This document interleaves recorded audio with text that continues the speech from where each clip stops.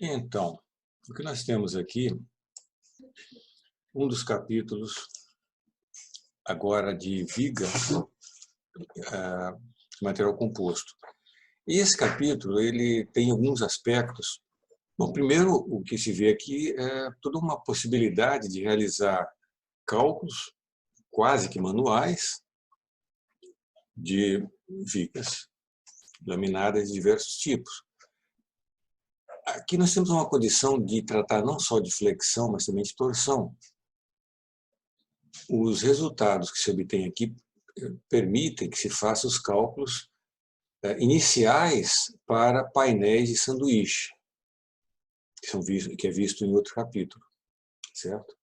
Aqui eu vou dar uma ideia, também nós não vamos ver os detalhes desse capítulo todo, eu vou apenas colocar alguns aspectos apenas, para vocês terem uma ideia de como que dá para utilizar aquelas ferramentas que a gente desenvolveu nos capítulos anteriores de análise de lâmina, de laminado, como que isso pode ser usado para considerar viga, com mais algumas hipóteses, vigas com diversos tipos de seção. Tá? O tipo mais óbvio que tem de você considerar uma viga é como se fosse uma placa também. Qual a diferença de uma viga plana para uma placa? O aspecto geral é basicamente o mesmo, ambas são planas. E, né, com uma certa seção aqui uniforme. Mas existe um aspecto importante, que é essa largura aqui, para que a gente possa usar adequadamente as hipóteses de viga. Essas hipóteses são válidas apenas se essa largura for razoavelmente pequena. Por quê? Porque quando a gente usa a teoria de viga, ou quando a gente deseja usar um equacionamento de viga, é porque a gente quer uma teoria uniaxial, que dependa só de x, em que os campos dependam só de x. Nós queremos situação em que as tensões só variam em x, no caso, e na espessura também, mas um único parâmetro. Nós não queremos tratar com entidades que variam em y também, senão não seria uma placa comum como qualquer outra placa. Tá? Então, existe essa limitação para que a gente possa usar aquelas ideias. Então, se a gente tem uma placa plana e ela está sujeita à flexão plana, e se nós considerarmos que ela tem um empilhamento simétrico, a gente possa ignorar a matriz B do laminado, essa matriz B aqui, aí, se nós aplicamos apenas um certo momento, e aí agora vem outra coisa, se não é uma placa, é uma viga, o único momento que você pode aplicar de flexão é o momento que está orientado em Y, né? O momento como sendo um vetor em Y. Nessa nomenclatura agora, então a gente começa a ter uma dificuldade com nomenclatura. Nomenclatura de viga é uma coisa e de laminado, de placa, é outra. Então, os esforços de placa que a gente tem usado são esforços por unidade de comprimento. Então, por exemplo, o momento mx por unidade desse comprimento aqui. Lembra que mx é associado a tensões σx, mas, na verdade, é um esforço que está orientado em y. Né? Então, se a gente considera que apenas o mx seja aplicado, então my igual a zero e esse momento torsor também nulo, então a gente passa a ter que as curvaturas ficam dadas através da inversa dessa matriz D, dessa maneira aqui. Mas se só isso aqui é diferente de zero, essa relação vira só a primeira coluna. Então vira isso aqui. Pegando dali a relação entre a curvatura e o deslocamento, e aí nós vamos usar uma outra hipótese, vamos considerar que a gente pode usar modelo de viga de Euler-Bernoulli, de viga delgada, pelo menos para fazer alguns tipos de cálculo. Então aqui a gente tem a relação do esforço material e o deslocamento transversal. E aí vem mais idealização, distinção entre viga e placa. Se a gente quer tratar como viga, nós não vamos considerar que esse mx aqui varie em y. Nós vamos querer que ele seja uma coisa dependente apenas de x. Da mesma maneira, w. Aliás, aqui, x, né? Então, isso aqui vai ter sempre uma largura. Dependendo da forma de empilhamento, até se você observa essas relações aqui, você vai ver que se você aplica só o momento mx aqui, você vai ter uma curvatura x, uma curvatura y e o que mais? Uma torção. Não é isso? Se esse termo aqui for não nulo. Isso vai acontecer quando? Se você tiver um laminado não ortotrópico. Então, se ele for não ortotrópico, esses termos aqui não são nulos e isso aqui não vai ser zero. Consequentemente, eu não poderia dizer que W só depende de x, né? Mesmo que isso seja uma constante, quando eu integrar isso aqui, W vai aparecer dependente de y, da mesma maneira que aqui. Certo? No entanto, se nós queremos fazer algum cálculo, digamos, preliminar, aproximativo, tem algum valor ali na mão, antes de realmente começar a fazer um grande modelo, a gente pode usar isso aqui e dizer, olha, vamos ignorar essas duas parcelas, vamos ignorar essa dependência em y toda, mesmo que isso aqui não seja zero, e vamos dizer que isso aqui depende só de x. Certo? Outra coisa, nós temos que tomar cuidado aqui, se a gente quer chegar numa formulação de viga para o material composto, usando a formulação já desenvolvida, a gente tem que se preocupar muito em fazer a adaptação correta das grandezas. Então, isso aqui é uma conversão entre esse aqui é o momento fletor por unidade de comprimento e esse aqui é o momento fletor de viga, que tem unidade de newton-metro. Correto? Então, a gente tem mx vezes b vai dar um momento, tantos newton-metros. Nós vamos colocar esse v aqui para isso. A gente pode começar a adaptar. Então, dessas três equações, nós vamos usar apenas a primeira, já que a gente está dizendo que nós queremos uma resposta dependente apenas de x. Mas tá. Então, só para comparar, então nós temos essa equação diferencial aqui para descrever esse problema. Se a gente lembra lá de graduação, a equação diferencial envolvida era muito similar. Derivada segunda do deslocamento transversal em relação a x era igual ao momento fletor dividido pelo módulo do material, momento de inércia da seção. Se você tiver nesse caso aqui, a seção transversal é retangular, BH3/12, e a gente pode reescrever isso aqui nesse formato aqui para imitar essa expressão aqui. O que acontece com essa expressão? O que tinha envolvido aqui? Material homogêneo isotrópico. Lembra? Claro, tudo aquilo que se vê na graduação é para o material homogêneo isotrópico, resistências materiais. Então, isso aqui é o modo de elasticidade do material, o momento de inércia da seção e pronto. No entanto, nós podemos escrever para o laminado uma equação diferencial desse jeito. Derivada de W igual ao momento dividido pelo modo de elasticidade e por um valor aqui. Esse valor está colocado como EXF. Isso aqui nós podemos dizer é um módulo de elasticidade homogeneizado dessa placa para flexão. No seguinte sentido, se eu calcular corretamente esse valor aqui, e o cálculo vai ser feito como? Comparando com aquilo. Esse EX vai ser dado exatamente dessa maneira aqui. Se você pega o laminado, calcula a matriz D, depois inverte, pega o D1, H3 sobre 12, você vai ter um valor, então essa expressão fica equivalente àquela, fica igual. Então, se você calcula isso, você vai ter um módulo que vai ser um módulo aparente, como se essa viga fosse homogênea. Então, se você agora resolver a equação diferencial lá da graduação, com esse valor de módulo aparente na cidade, o deslocamento que você vai obter vai ser, a princípio, o mesmo que você obteria se você resolvesse essa equação aqui que foi obtida pelo laminado, com o D. Perceberam isso?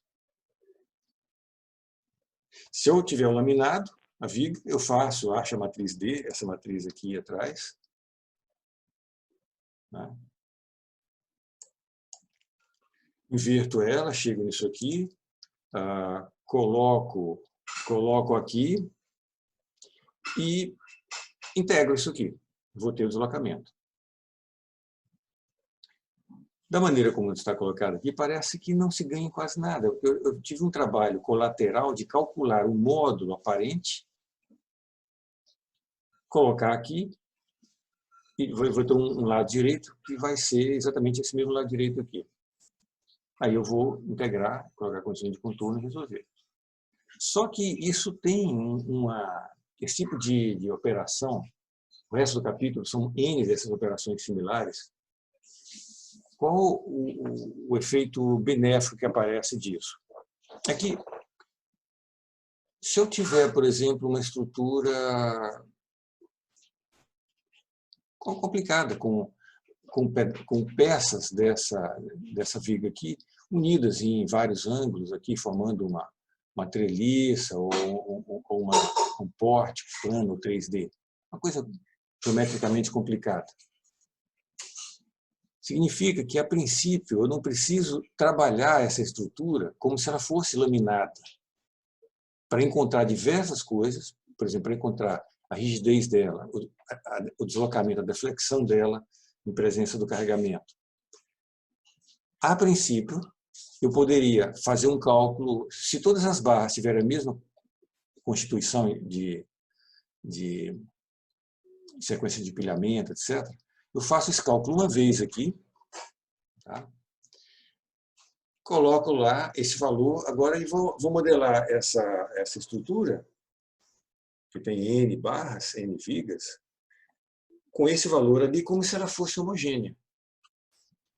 Isso, claro, isso tem lá vários limites, né, da eficiência disso. Mas para muita coisa isso vai funcionar. Tudo que se refira à rigidez, deslocamento, até mesmo frequências naturais, isso vai poder ser feito diretamente. Entendido isso? Outra coisa, você tem um problema que tem uma solução analítica. Uma viga que tem 3 apoios, e de alguma maneira alguém achou uma solução analítica ali para a primeira frequência natural, para uma viga homogênea isotrópica. Mas se você colocar esse número aqui, que é equivalente a essa viga laminada, você vai poder usar a mesma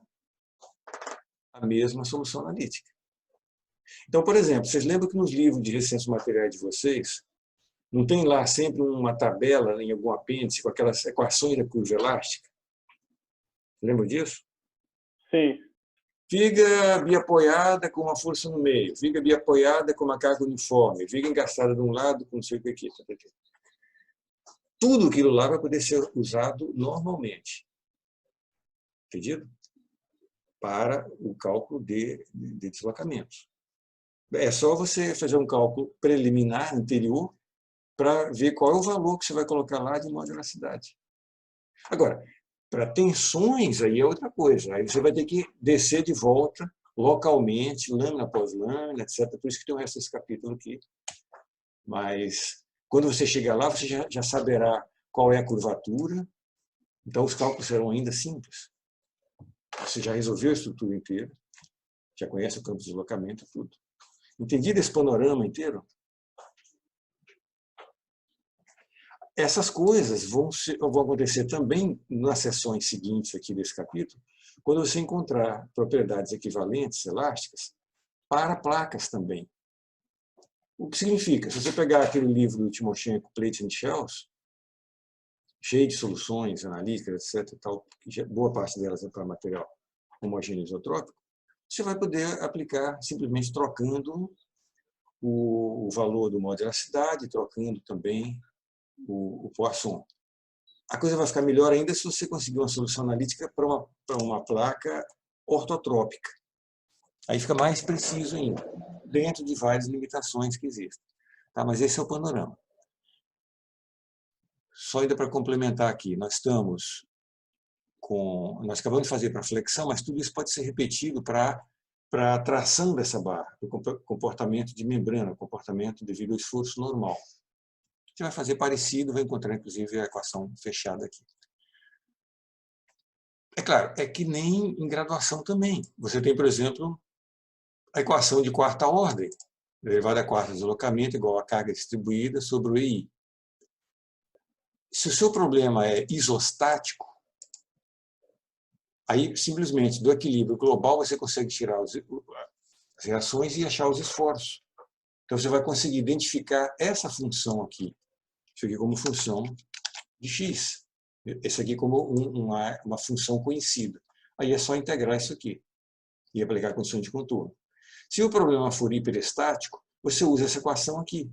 Isso aqui seria o carregamento distribuído transversal, conhecido, variando ao longo de x, força, unidade de comprimento.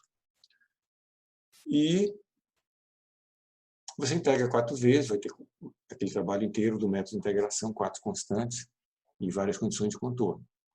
Tá? Então isso aqui faz uma ponte com aquilo que se viu, que se vê normalmente em graduação. Cálculo de tensões. Você que agora já resolveu, já descobriu os campos todos aqui. Se você encontrou, observa, você encontrou a função do deslocamento transversal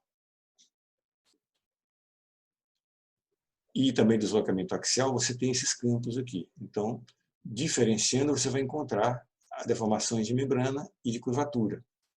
Então, você vai ter deformação coplanar em cada ponto através da espessura, para uma dada coordenada x. Cada camada tem a sua própria matriz reduzida de material. Então, você com algum trabalho, isso aqui é um resumo do resumo, né? Mas o fato é que você vai ter as componentes do tensor-tensão em qualquer cota Z, através da espessura, dentro de uma certa lâmina, e para uma certa coordenada x ao longo dessa extensão aqui. Então, o cálculo das tensões não vai ter um valor equivalente, né? Que nem tem. E isso aqui é só para lembrar que se tudo isso aqui se aplicar a uma viga que de fato seja de uma lâmina homogênea isotrópica, todo esse equacionamento se reduz àquele lá que se vê em graduação. Não chega a ser uma ruptura entre os dois grupos de teoria. O que se faz com cisalhamento transversal? Muitas vezes você vai ter interesse nisso, principalmente em laminados, né, como a gente já tinha explicado no outro capítulo. O processo aqui você pode usar também o método de integração das equações locais de equilíbrio, equações diferenciais locais. Então, você pega a primeira equação aqui, sigma x em x, tal em y, tal em z, sendo que, para aquelas hipóteses nossas, as coisas não dependem de y, os campos. Então, você pode isolar essa tensão transversal aqui como integral dessa derivada da tensão normal sigma x. Se você pega essa tensão sigma x daqui, explicitamente, coloca aqui a dependência em z é fixa, e ainda considerando que essas derivadas aqui, por exemplo, é o próprio cortante, devido às equações de equilíbrio de placa, você termina chegando numa expressão dessa para identificar cisalhamento transversal em cada lâmina. E só para lembrar ainda, isso aqui, se for o caso de uma viga com lâmina única, homogênea isotrópica, vai se reverter naquela equação tradicional, que é aquela variação parabólica da tensão cisalente ao longo da altura da seção, qualquer seção, certo? Numa seção retangular. Uma visão um pouco mais abrangente dessa coisa de homogeneização. Isso. A gente tem um componente material composto, que vai ter suas propriedades anisotrópicas, e para aquele componente vai ter uma solução analítica ou numérica que leva em conta essa anisotropia. Por outro lado, você tem um componente homogêneo, isotrópico, você vai ter as propriedades adequadas e você vai ter uma solução correspondente. Então, o processo, uma das maneiras de ver esse processo de homogeneização é você capturar essa quantidade de propriedades locais ou globais, mas anisotrópicas, fazer um processo aqui de equivalência, de homogeneização, e identificar os melhores valores de propriedades ou isotrópicas ou ortotrópicas, homogêneas, para aquele componente. Então, de tal maneira que você consiga, para analisar esse componente composto aqui, você use essa solução aqui, com essas propriedades homogeneizadas aqui. Tá? Estou terminando já. Vamos ver aqui um processo bastante simples de fazer isso em laminado. São dois métodos chamados método de rigidez e método de flexibilidade do material. Você tem que ignorar. Você imagina o seguinte, a caracterização, por exemplo, de um laminado desse, quantos valores, quantos parâmetros eu preciso para caracterizar isso aí? Se eu considerar isso já nessa teoria de primeira ordem, eu preciso de 6 valores aqui, 6, 6. São 18. Num caso mais geral de empilhamento. Mesmo que ele seja simétrico, eu vou ter 12. É isso? Agora, se você olhar localmente, lâmina por lâmina, você vai ver que você vai precisar para caracterizar cada lâmina, a matriz da lâmina, que tem basicamente 4 parâmetros no plano, além do ângulo dessa lâmina, e além da espessura dela. Então você tem 5 ou 6 parâmetros, vezes o número de lâminas para caracterizar adequadamente isso aqui. O que você vai querer fazer vai ser, digamos, sintetizar toda essa quantidade de valores em apenas 2 ou 3. É lógico que você não vai conseguir incorporar nesses 2 ou 3 parâmetros toda a informação contida no conjunto original. Então, você vai ter que ignorar uma série de coisas. Então, por exemplo, você pode começar ignorando todo o acoplamento, todo tipo de acoplamento, tanto essa matriz B aqui, flexão e membrana, e também ignorar o acoplamento coplanar, considerar que tudo isso aqui seja ortotrópico.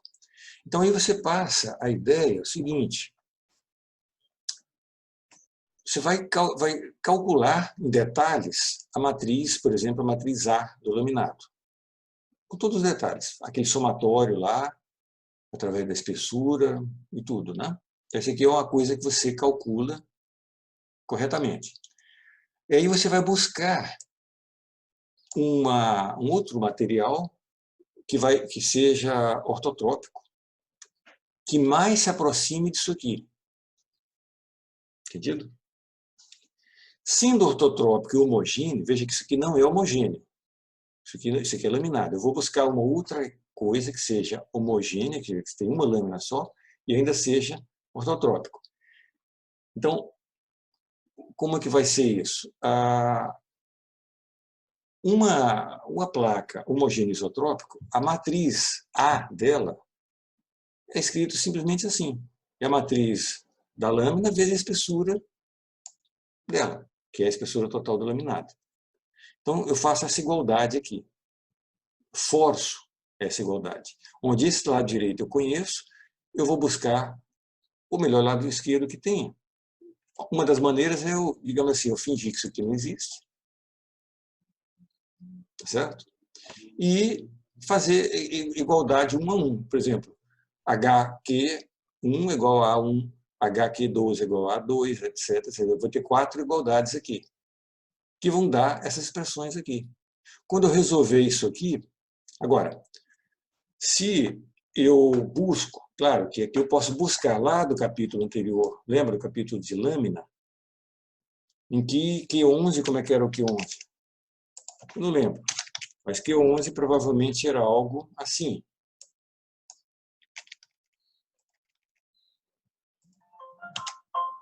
Tá certo? EX, EY e XY. Esses aqui são valores que eu estou buscando. Seriam valores daquela lâmina, daquela placa equivalente, idealizada, homogênea, ortotrópica. Então, para caracterizar uma placa homogênea ortotrópica, eu preciso especificar 4 constantes de material: X, Y, o G e o Ni. Então, esses 4 Qs aqui estão escritos em termos dessas 4 constantes elásticas aqui que eu não conheço, mas eu uso essas 4 igualdades aqui para justamente resolver e encontrar cada um dos módulos do processo de homogeneização. Entendido isso?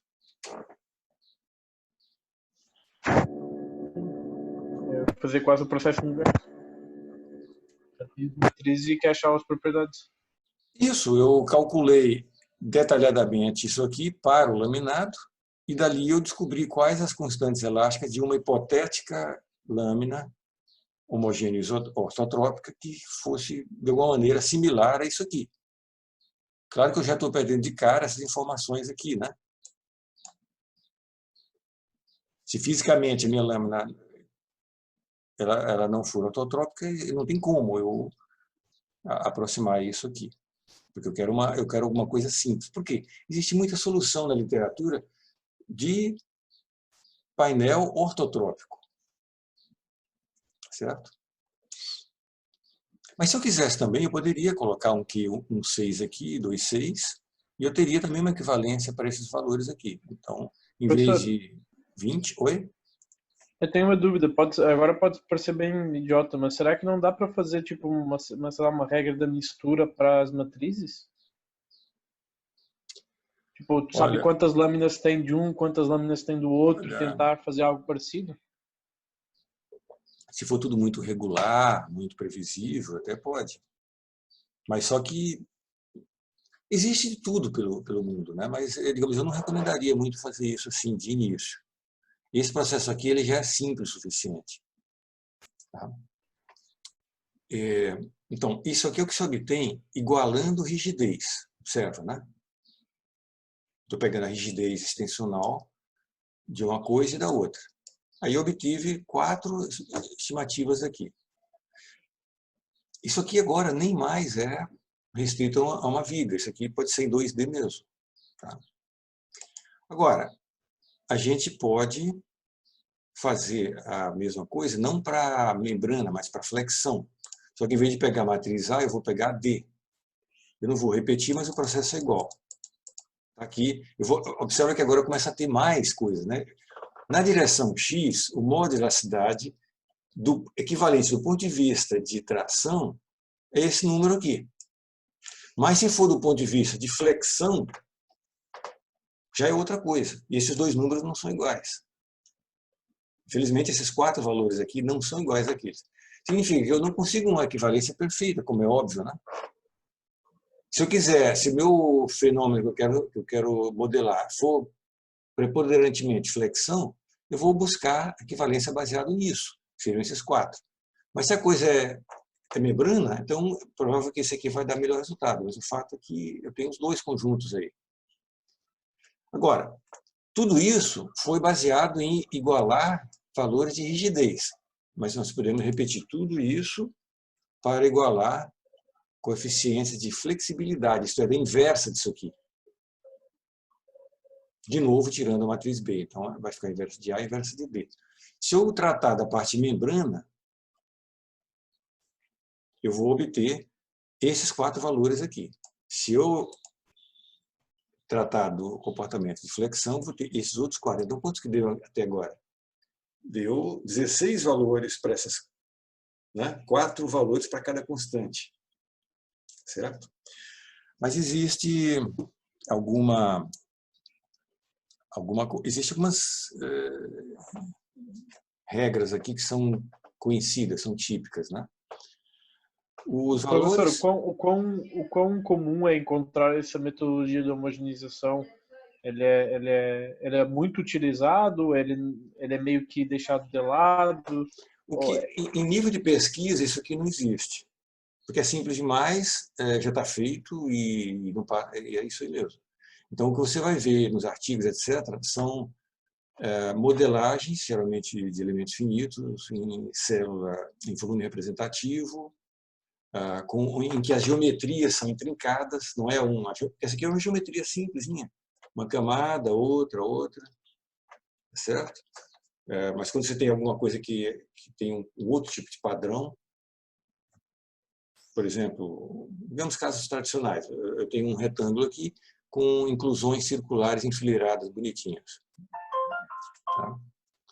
Tem modelagem analítica, mas se isso aí for aleatório, aí não tem. Então é nessa linha. Ou as inclusões... Oi? Na indústria é comum enxergar, para facilitar o processo de dimensionamento, usar uma homogeneização? Depende. O Brasil nunca foi, a engenharia no Brasil nunca foi de cálculo manual. Sempre foi de fazer pouco cálculo e depois, quando entrou a computação, passou a ser feito tudo numericamente. O pessoal não sabe realmente fazer os cálculos detalhados. Só para vocês terem uma ideia, isso me chamou a atenção. Isso já tem o quê? Uns 15 anos, talvez tenha um pouco mais. Volta e meia vinha grupos de visitantes da Boeing visitar o pessoal, os engenheiros da Embraer, muitas vezes até para roubar os engenheiros, né, pagar os salários e tudo. Volta e meia eles faziam uma limpa lá, né? Isso era famoso. Mas tinha os depoimentos.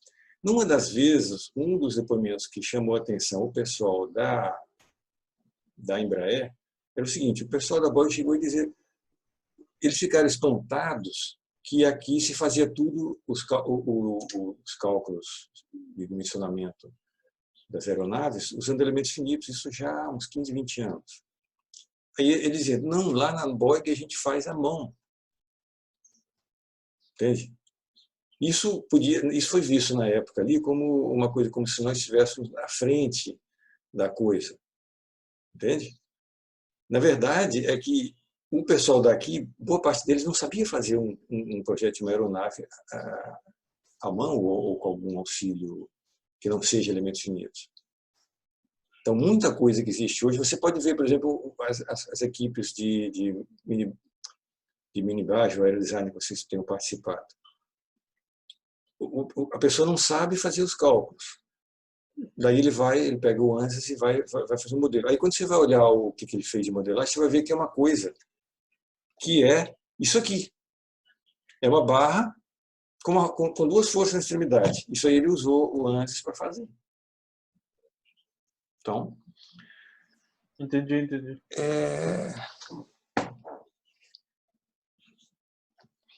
Esse exemplo aqui, só alguns, vamos quase terminar aqui. Esse exemplo, nós temos valores representativos. Se a gente tem para o comportamento extensional, se você calcula por rigidez, naquela geometria que está ali, né, uma barra desse jeito, etc., digamos, chegou em 43 gigapascal. Tá? Se você fizer por flexibilidade, dá 38. Isso aqui é sempre assim. O que você obtém por rigidez é uma estimativa maior do que obtido por flexibilidade. Não há uma maneira simples de descobrir quem é melhor aí.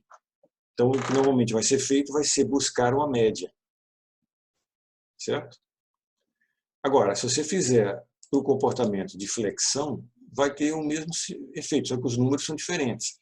40 mil aqui, 35 mil ali, com uma média de 38. Então, mesmo as médias não são agora tão diferentes, mas são parecidas até. Então, a coisa fica desse jeito. Então, tem diferença em relação à média de 6%, 5%, 4%. Isto é, a faixa fica em torno de 8% em relação à média. 8% a 10%. Isso é o que se obtém. Agora, nós terminamos, eu vou só dar uma visão aqui rapidinho com algumas figuras para vocês verem o que existe de possibilidades. A gente consegue fazer formulações fechadas, por exemplo, para uma viga, no caso, com fases não laminadas, homogêneas, cada uma delas, por exemplo, mas cada uma com sua geometria. Tá? Então, isso aí é possível fazer para tração, também para flexão e torção. Perfis tubulares também se consegue fazer formulação para tração, flexão e torção. Certo? Então, por exemplo, configurações que são clássicas, uma viga caixão laminada, isso aqui dá para ser feito bastante cálculo, olha, muito bem precisos, quando a gente compara com solução de elementos finitos, por exemplo, um caso de uma solução como essa aqui. Deslocamento. Aqui dá para ver até aquele efeito, né? Você traciona aqui e ela sofre extensão e também sofre uma torção. Você pode observar aqui a torção entre uma extremidade e a outra. O campo de tensões em alguns lugares fica muito bem aproximado, tudo, né? Então, seções desse tipo, você tem que localizar a linha neutra, etc, etc. Então, basicamente, é isso, pessoal. Esse capítulo.